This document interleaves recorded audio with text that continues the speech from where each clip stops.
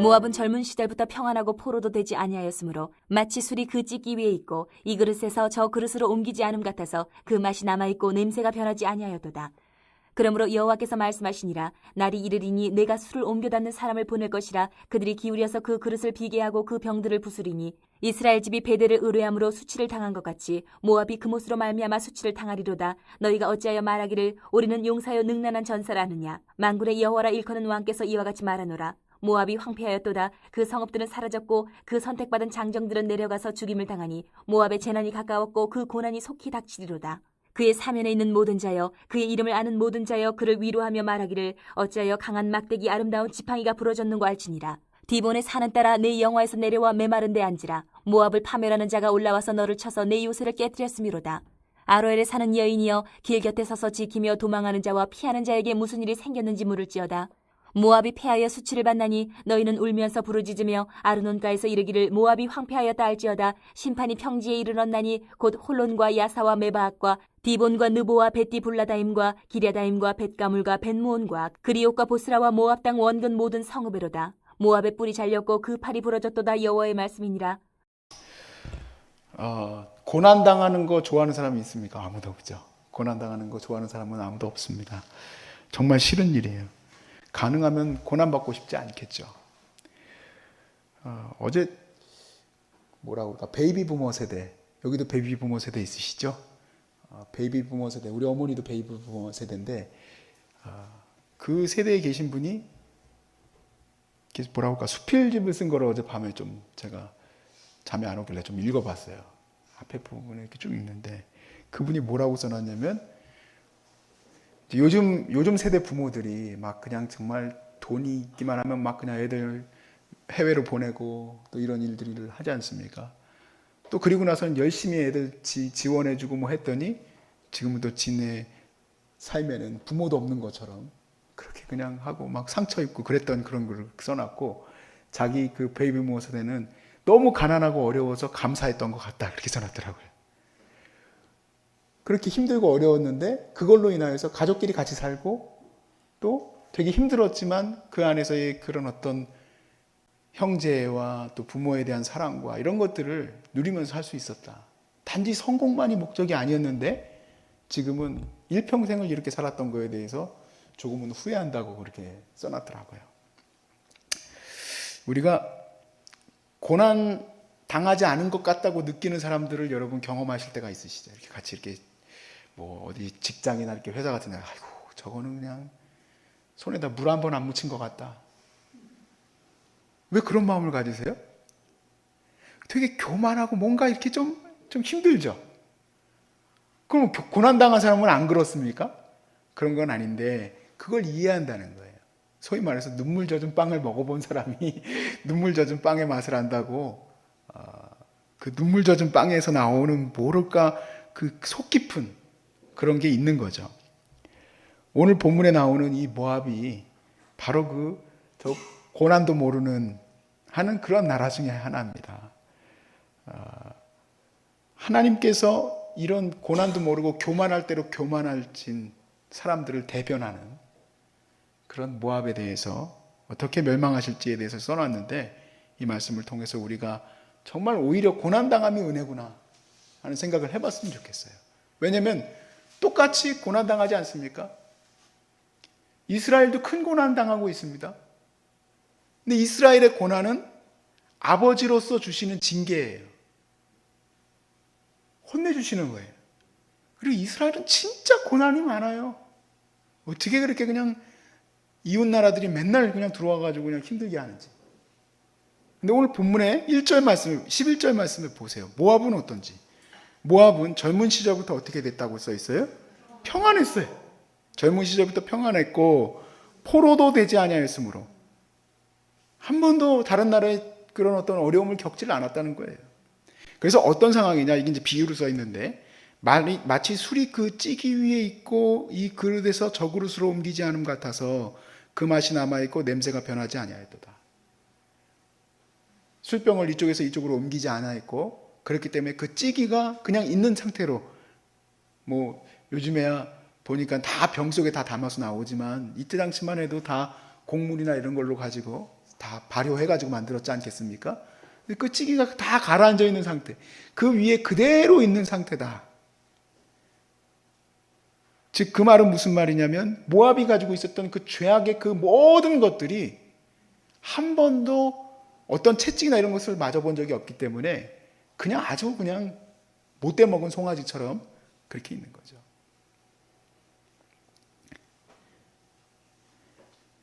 만일 모압이 한 번도 그런 고난이 없어서 과거부터 남아 있었던 그 삶의 성품이 선하고 아름다운 것이었다면 얼마나 좋겠습니까? 근데 모압은 선하고 아름다운 것이 아니에요. 그들은 아주 악독한 모습 가운데서 하나님의 진노를 지금 받게 되는 겁니다.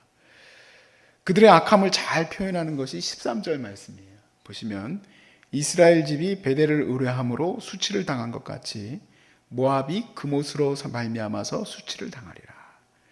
여러분, 이스라엘은 베델에다가 또 단에다가 무엇을 쌓았습니까? 자기들만의 산당, 제사를 드릴 것을 만들었어요. 여로보암의 시대 이후로 여로보암이 만들어 놓은 그 제단에서 음란하게 그 제단을 쌓아서 자기들 마음대로 제사장을 세워놓고, 또 뿐만 아니라 오므리 왕조는 극에 달했고, 그리하여서 정말 바알과 아세라의 이런 우상 숭배의 국가로서 그렇게 하나님의 진노를 샀습니다. 그러니까 베델을 의지했다는 것은 바로 우상을 의지했다는 말하는 거예요. 이와 같이 똑같이, 왜냐하면 이스라엘은 이미 망했으니까 이스라엘의 망함을 본 것과 같이 지금 모압도 그모스라는 신을 의지했던 것으로 인하여 그 수치를 당하게 하리라 라고 써 있습니다. 그래서 사실요, 이스라엘은 베델을 다 부수셨어요. 하나님이 직접 부수셨어요. 또 뿐만 아니라 유대 땅에 있었던 산당들을 하나님이 다 부수셨어요. 바벨론을 들어서 완전히 다 거기 사람이 살지 못하도록 해버리셨기 때문에 하나님이 다 부수시고 나서 어떻게 합니까? 다시 이스라엘을 포로에서 돌아오게 하셔서 하나님만 의지하고 살 수 있는 세대로 하나님이 세워주셨습니다. 어떻게 보면 베델도 없고 그모스도 없는, 고난받아서 그렇게 된 것이 하나님께 감사하구나. 우리 그리스도인들은 다른 종교에는 없는 단어가 있어요. 우리 이복희 성도님은 불교에 오래 계셨으니까 혹시 그 단어 들어보셨어요? 은혜라는 말 들어보셨어요? 한 번도 스님들한테 은혜라는 말 들어보신 적 없으시죠? 다 대부분 뭘 제일 많이 얘기하나요? 단어 중에서 자비, 대자대비하신, 그런 얘기를 많이 하죠. 은혜라는 말은 사실 기독교에 밖에 없어요. 은혜는 뭡니까? 갚을 수 없는 것을 받은 것이에요. 그게 바로 은혜예요. 내가 만일 그모스와 같은 것에 의지하고 베델 같은 것에 의지하여서 산당 같은 것에 의지하여서 살 것이 있다면은 하나님을 온전히 의지하지 않았겠죠. 근데 의지할 것이 없으니까 하나님께 감사한 거라는 것을 이 말씀에서 깨닫게 돼요. 내가 의지했던 것이 수치가 된다는 거예요. 네가 의지했던 것을 너에게 수치가 되게 하겠다. 여러분, 모압은 왜 회개할 수 없었습니까? 첫 번째, 고난도 없었지만 그들이 의지하는 그모스 신이 있었어요. 그러니까 그들은 그모스를 의지하면서 자신들이 최고인 줄 알았어요. 그모스를 의지하며 자기들은 이 세상에서 누구도 건드릴 수 없는 최고의 나라인 줄 알았어요. 그래서 14절에 이렇게 얘기합니다. 너희가 어찌하여 말하기를 우리는 용사요 능란한 전사라 하느냐. 그랬어요. 네가 어찌하여 말하기를 용사요 능란한 전사라 하느냐. 17절과 같이 주변 국가가 묻게 될 것이다. 그의 사면에 있는 모든 자여, 그의 이름을 아는 모든 자여, 그를 위하여 위로하며 말하기를 어찌하여 강한 막대기 아름다운 지팡이가 부러졌는고 할지어다. 어떻게 저렇게 강한 나라가 부러질 수 있을까? 무너질 수 있을까? 라고 말할지어다. 그 모압의 강함이 무너졌음을 잘 표현한 말씀이 25절입니다. 모압의 뿔이 잘렸고 그 팔이 부러졌도다. 여호와의 말씀이니라. 이 뿔은 항상 성경에서 힘을 말합니다. 힘. 그 능력을 말해요. 그것이 무너졌도다. 그리고 이제 쭉 나왔지만 우리도 읽기도 되게 힘들었죠. 모압의 디본은 이제 모압의 이제 수도입니다. 모압의 수도부터 해서 곳곳에 유수한 모압의 도시들을 하나님이 다 진노로 쓸어버리실 것을 약속하고 거기서 이제 그 예언하고 계시고 있습니다. 얼마 전에 미국에서 함께 이제 여러 가지로 이제 영적 교제를 나누셨던 분을 이제 주일날 이제 만나게 됐어요. 이제 여러 가지 이제 주고받고 얘기를 하다가 저한테 아유 그 아드님이 지금 몇 살이죠? 그래서 제가 지금 올해 5살입니다. 이렇게 말씀을 드렸더니 아유 이제 아직 어리네요. 이렇게 나올 줄 알았더니 그래 초등학교 때까지는 괜찮죠? 그렇게 얘기를 하시는 거예요. 이게 무슨 말인지 아시겠어요? 초등학교 때는 괜찮다는 얘기는 무슨 말이냐면 청평에서 애를 키우기에 그 애들 교육이 그게 되겠냐 저보러 이제 얘기를 하시는 거예요. 소위 말해서 이제 본인 이제 자녀분들은 아이비리그도 가시고 이제 이렇게 됐는데 그 좀 이제 목사님 생각을 해야 되지 않겠냐. 제가 그 말에 대해서 대꾸를 할 때에는 이제 뭐 아예 상관없습니다 이제 얘기를 하고 쭉 이제 차를 타고 쭉 왔어요. 차 타고 오면서 여러 생각을 많이 했습니다. 그날은 또 뭐 또 다른 데도 들렸다 오느라고 참 이번 주 주일은 되게 많이 좀 피곤했었는데 생각을 쭉 했어요. 어떻게 해야 될까를 고민을 하는 거죠. 저는 제 삶에 대해서도 그렇고 내 가족에 대해서도 그렇고 제가 경험한 것을 바탕으로 할 수밖에 없어요. 근데 제가 경험한 것은 무엇이고 나는 우리 자녀들에게 어떻게 살아가게 할 것인가. 저는 사실 의지할 거 하나도 없던 사람이더라고요. 의지할 게 없어요. 의지한다는 건 무슨 말입니까? 예를 들어서 아버지가 사업을 잘 하시는 기업인이면은 그 기업인의 아들이잖아요. 그럼 내 길은 보장돼 있잖아요. 그 길로 가면 되는 거예요. 그 수업, 내 그냥 인생은 그렇게 해가지고 그냥 가면 되는 거예요. 근데 우리 아버지는 사업도 매번 실패하시고 얼마나 감사해요. 늘 실패하시고 목회도 굉장히 어렵게 하셨어요. 너무너무 목회가 어려웠어요. 아버지는 일단 의지할 수가 없어. 그럼 어머니를 의지할 것인가? 어머니는 놀라우신 분이에요. 어머니는 원래부터가 정말 어렵게 이제 시작이 됐지만 뭐 책도 성공을 하고 이렇게 사역도 시작을 하고 성공을 했지만 놀라운 사실 책에 들어오는 수입도 다 노숙자하고 이런 거에 다 넘기시고 심지어는 나라에서도 다 뺏고 어느 날은 진짜 신발 빵꾸난 거 신고 다니길래 그렇게까지는 하지 말라고 도대체 내가 자식으로서도 그건 아니라고 난 이게 편하다 그렇게 하고 돌아다니시다가 어느 날은 진짜로 어떤 성도님이 하나 사주셔가지고 그거 신고 다니시더라고요. 그래서 어머니도 의지할 수가 없고 저희 아버지가 정치 그러니까 목사님들이 이제 또 약간 이렇게 좀 이렇게 인맥 관계를 잘 하시는 분들이 계시는데 전혀 거기에 대해서 생각도 안 하시는 분이에요.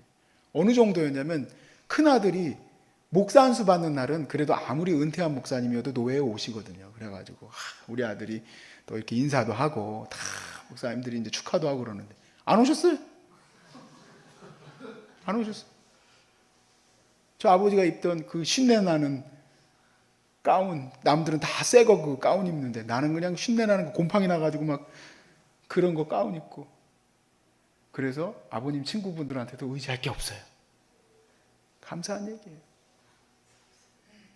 왜냐하면 내가 늘 뭔가를 해야 될 때 누구에게 의지를 하겠습니까? 어머니 친구한테 전화해가지고 좀 저 좀 좋은 데로 좀 인도 좀 해주십시오. 절대 안 돼요. 군대를 들어갈 때도 내가 의지할 것은 하나님밖에 없어서 하나님 저에게 정말 갈 수 있는 곳 좋은 곳으로 갈 수 있도록 인도해 주십시오. 기도를 하고 어머니한테도 부탁을 했어요. 어머니는 기도를 이제 많이 하시니까 어머니 기도 좀 했어요. 얼마 전에 간증을 하고 저한테 비밀을 알려줬어요. 우리 아들 제일 힘든 데로 보내달라고. 죽는 줄 알았어요. 하나님이 내 기도보다 어머니 기도를 더 들어주셔서 근데 감사해요. 그렇게 어려운 데에서 정말 힘들게 지낼 수 있게 된 게 참 그런 걸 갖다 그렇게 얘기하죠. 이제 군대 용어로 꼬였다. 제가 꼬이게 된 배경도 설명하려면 너무 길어서 참 재밌게 꼬였어요. 거기 그 교육대 목사님이 나를 참 귀하게 여기시고 너는 이제 앞으로 그 뭐라 그럴까 군목이라고 그래요. 군목 가가지고 군목이 아니라 군종병으로 너는 이제 잘 내가 군종병 가면 이제 풀린 거거든요. 근데 갔는데 거기 데려다 놓은 데가 되게 빡친 데거든요. 그 목사님이 사라졌어요. 다른 목사님한테 나를 안 좋아해. 그래가지고 나는 굉장히 이제 힘들게 지내게 된. 그래서 어머니한테 제가 그랬죠. 어머니 기도는 하시는 겁니까? 기도를 열심히 하셨더라고. 고생 좀 시키시라고 하나님이. 목회지를 갈 때도 그렇고 누구를 의지할 때도 없고 누구를 바라볼 때도 없어서 늘 하나님께 기도하고 나아가는 것이 복인 줄로 믿습니다. 그 은혜를 우리가 받게 되는 거예요. 어떻게 보면 되게 힘들고 어려웠던 것이 오히려 복이 된 것이라는 것을 나중에 깨닫게 되더라고요. 모압은 고난도 받은 적이 없고 다른 나라에 포로된 적도 없어요. 처음 시작할 때부터 지금까지 자기만 옳은 줄 알고 자기만 잘난 줄 알고 나아갔어요. 그러나 하나님이 그 땅을 치실 때 그들은 땅을 치고 후회할 거예요. 땅을 치고 후회할 거예요. 그러나 나는 또 유대인들은 땅을 치고 후회할 일이 없어요. 왜냐하면 하나님 사랑 가운데 징계도 받고 또 어려움도 당했고 괴로움도 당했지만 그 이유가 있어요. 하나님만 의지하라고 그렇게 이끌어 가신 것 아니겠습니까? 그래서 저는 제 자녀가 의지할 것 없도록 오히려 나는 우리 어머니처럼 또 이렇게 다 혹시 내가 가질 수 있게 된다고 한다면 다 풀어야 되겠다. 오히려 없는 게 더 좋아요. 그래서 왜 교회에서 성도들에게 이 말씀을 통해서 예수님께서 제자로 삼으실 때 너의 가진 것을 다 가난하고 어려운 사람들한테 드리고 나를 따르라 했는지를 알겠더라고요. 스스로가 그런 의지할 것들을 내가 내려놓는 것이 얼마나 중요한지를 다시 깨달아요. 사랑하는 여러분, 의지할 게 없는 게 복입니다. 하나님께만 기도해야 되니까, 하나님께만 살려달라고 해야 되니까 그게 복이에요. 사실은 머리도 부족하고 저는요 생긴 것도 부족하고 그래서 결혼할 때도 기도를 많이 해야 되고 공부할 때도 기도를 많이 해야 되고 애 낳을 때도 왜 이렇게 힘든지 애 낳을 때도 기도를 해야 되고 아무튼 모든 게 그냥 애 키울 때도 왜 이렇게 힘든지 그것도 기도해야 되고 감사한 거예요. 지가 알아서 키우겠지 그러지 않아도 되는 게 감사한 거예요. 우리가 병들고 힘든 것도 감사한 거예요. 이 시간들에 여러분 지금 뭐 하겠습니까? 여러분 관광버스 타고 돌아다니면서 그럴지도 모르잖아요. 그게 더 좋을다 생각할지 모르겠지만 세상에 있는 수많은 산들 돌아다녀 봐야 나쁜 짓만 하고 돌아다니고 오직 하나님께 영광 돌릴 수 있게 이렇게 여기 하나님 앞에 나온 것도 은혜라 고백하실 수 있기를 바랍니다. 은혜입니다. 은혜가 더 좋습니다. 모압보다 이스라엘이 나아요. 모압보다 유다로 사는 게 더 나은 줄로 믿습니다. 여러분의 고백이 되시길 주의 이름으로 축복합니다.